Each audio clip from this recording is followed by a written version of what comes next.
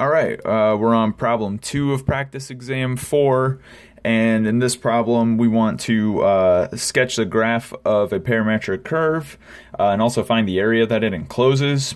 So the parametric curve that we're dealing with is given to us by x equals 6t times t minus 1 and y equals 10t squared times 1 minus t. And we're considering this curve for values of t between 0 and 1. Okay, so to sketch a graph of this, it's actually fairly easy. We just pull out our calculator, make sure that we're in the parametric mode. So we go to mode and make sure we're not in function, but in the parametric mode. And then we go to our y equals window and we plot our x function, which is 6t times t minus 1. We plot our y function, which is 10t squared times 1 minus t. And it's as simple as that, and then we graph it. Typically you'll have to adjust the window, so I've adjusted the window so that my x coordinates go from negative 2.5 to positive 2.5, and then same with the y coordinates. So that gives me a fairly good graph. I see that it's just a loop that goes around, and if you think about it, we would have known that it would land in this quadrant just because our values of t are going from 0 to 1. So t is always less than 1, right? So this component will be negative, that'll be positive, it'll make our x coordinate negative for all points on this curve, at least for the values of the parameter that we're considering. And then 1 minus t is always going to be positive, t squared is always positive, so our y coordinates are always positive. So we know that it's going to end up in the second coordinate as it's pictured here.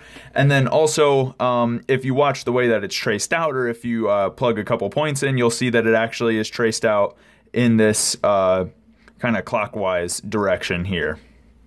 Okay, so as t goes from 0 to 1, it goes from the origin and then back to the origin, but it starts at 0, it goes around this side, and then comes back around this side, and then at 1 lands back at the origin.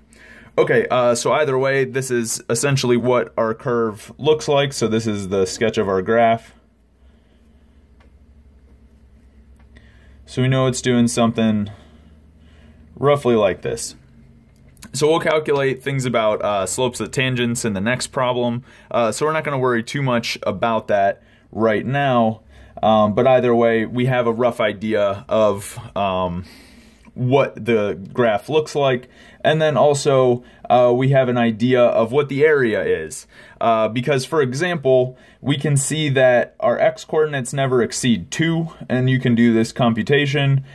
Same thing with our y coordinates never exceed 2, and so what we can see is that, and when I said 2 for x coordinate, I meant it never goes outside of negative 2, but either way.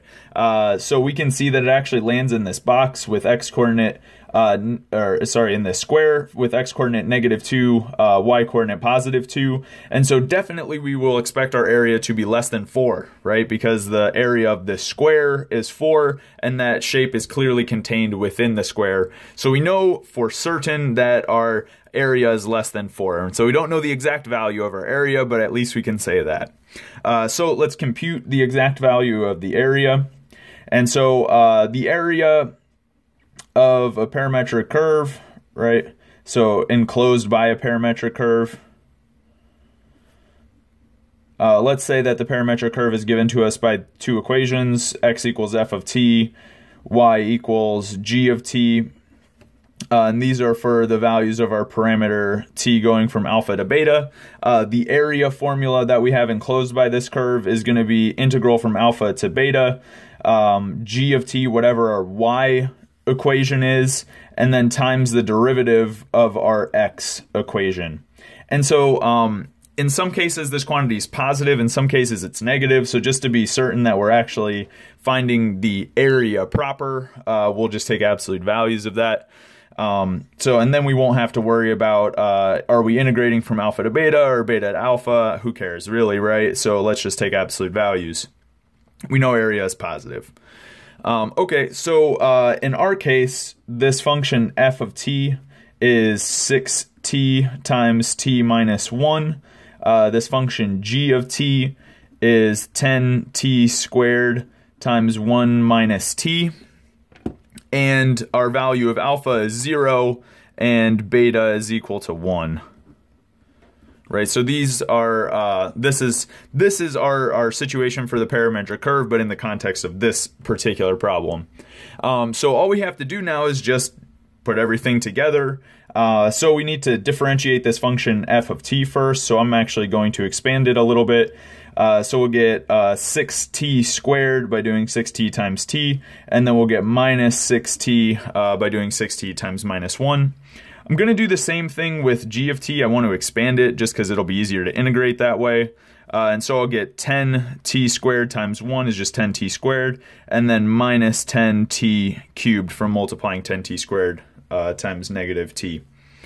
Okay, and so I just need to write out the integral for my area. So I'm integrating from 0 to 1. In general, I'll take the absolute value, but it actually comes out positive in this case, so I just won't write it. So we're going to integrate our function g of t, so 10t squared minus 10t cubed, times the derivative of this function. I didn't take the derivative of that function, but let's do it right now.